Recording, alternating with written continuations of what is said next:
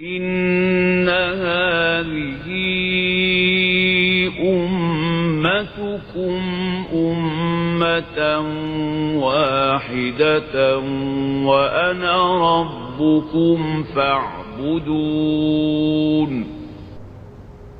وما أرسلناك إلا رحمة للعالمين.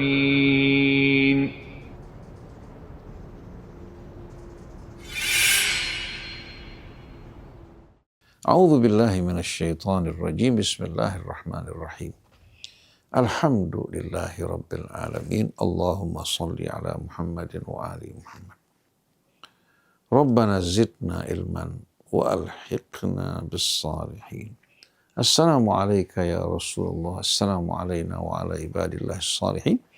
Wassalamualaikum warahmatullahi wabarakatuh. Seorang bertanya, kapan kita mengucapkan subhanallah dan kapan kita mengucapkan masya Allah? Ikhwan akhwat yang dirahmati Allah, pada saat seorang menisbatkan kepada Allah yang tidak layak,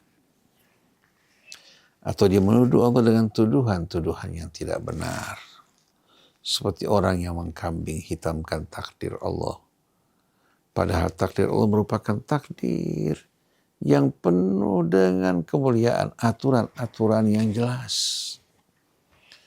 Tapi manusia yang melanggar takdir, terkena cobaan musibah akibat ulah perbuatannya. Kemudian dia menyalahkan takdir Allah, ini perbuatan yang tidak benar. Atau orang-orang yang mensifati Allah dengan sifat-sifat yang tidak layak, mengatakan bahwa Allah beranak, Allah beristri. Ini merupakan sifat-sifat yang tidak layak bagi Allah. Atau orang berbicara tanpa dasar kebenaran, mengatasnamakan Allah, mengatasnamakan Rasulnya, mengatasnamakan juga agama Allah. Maka orang-orang semacam ini, atau orang-orang yang menisbatkan yang tidak layak bagi Allah, ucapan yang tepat kita mengatakan subhanallah. Seperti Al-Quran mengatakan subhanallahi amma yasifun, maha suci Allah dari apa-apa yang mereka sifati. Jadi tasbih adalah tanzih, kita mensucikan Allah dari segala yang tidak layak. Kalau seorang mengatakan bahwa si fulan mencuri takdir Allah, kita mengatakan subhanallah. Kamu telah mengucapkan ucapan yang penuh dengan kebohongan.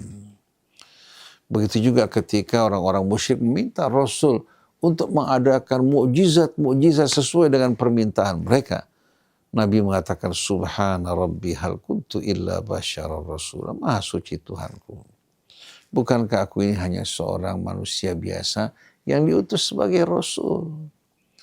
Adapun mukjizat semua datang dari Allah, bukan aku yang melakukan. Tapi semua itu terjadi atas izin Allah subhanahu wa ta'ala. Adapun masya Allah, pada saat kita menjumpai satu nikmat yang Allah berikan pada seseorang, atau nikmat yang Allah berikan kepada kita, pada anak kita, keluarga kita, atau kesuksesan yang Allah anugerahkan buat kita. Lalu seorang memuji kita atau memuji anak kita tanpa menyebutkan nama Allah, maka ucapkan segera masya Allah, la quwwata illa billah.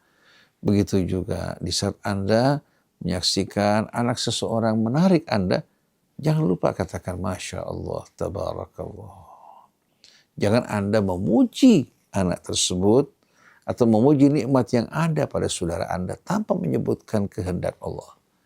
Karena ucapan Anda bisa menjadi petaka.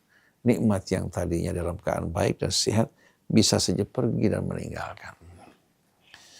Oleh karena itu ketika pemilik kebun, sebagaimana diceritakan dalam suratul Kahfi, yang lupa kepada Allah, membanggakan kebunnya, membanggakan kemuliaannya, dan dia mengatakan tidak mungkin semua ini akan hancur.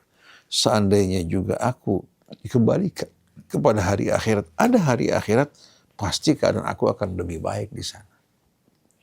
Saudaranya yang beriman mengatakan, falaula idh dakhalta jannataka qulta masya Allah, la quwwata illa billah.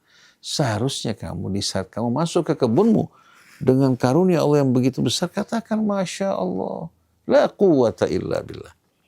Semuanya dengan kehendak Allah. Aku tidak punya daya kecuali dengan apa? Dengan rahmat dan karunia Allah. Kalau seorang membaca doa semacam ini, pada saat dia melihat nikmat, Allah akan jaga nikmatnya, bahkan lipat gandakan. Tapi pada saat orang lupa untuk mengucapkan Masya Allah, bahkan bukan hanya lupa, dia tidak menyebutkan Masya Allah, dikembalikan kepada usahanya, maka rahmat keberkahan pada nikmat yang dia lihat akan pergi meninggalkan dia. Seperti orang memandang anak yang menarik tanpa menyebutkan Masya Allah, nggak lama kemudian anak tersebut sakit. Atau seorang katakan memiliki seekor hewan yang begitu menarik, dipuji-puji tanpa menyebutkan nama Allah, akhirnya hewan tersebut mati. Jadi ingat, semua nikmat, semua kebaikan berasal dari Allah. Sedangkan keburukan tidak kembali kepada Allah Subhanahu wa ta'ala, tapi keburukan akibat dari perilaku manusia yang tidak benar. Seperti orang terkena spilis karena dia berbuat zina. Kalau dia tidak melakukan perzinahan, tidak akan kena penyakit tersebut. Orang yang terkena HIV juga akibat penyimpangan dan pelanggaran. Jadi jangan kita menisbatkan kepada Allah apa yang tidak layak. Tapi segala kebaikan, kemuliaan seluruhnya berasal dari Allah Subhanahu wa ta'ala. Masya Allah. La quwwata illa billah. Demikianlah ikhwan akhwat yang dirahmati Allah Subhanahu wa ta'ala. Renungan singkat kita pada kali ini semoga bermanfaat untuk kita semua. Semoga Allah mengampuni kita, menerangi jiwa kita, dan Allah membimbing kita untuk tetap teguh di atas jalan keselamatan dan dikumpulkan bersama Nabi kita Muhammad sallallahu alaihi wasallam. Subhanakallahumma wa bihamdik, asyhadu an la ilaha illa anta, astaghfiruka wa atubu ilaik. Wal afu minkum, wassalamualaikum warahmatullahi wabarakatuh. إن هذه أمتكم أمة واحدة وأنا ربكم فاعبدون وما أرسلناك إلا رحمة للعالمين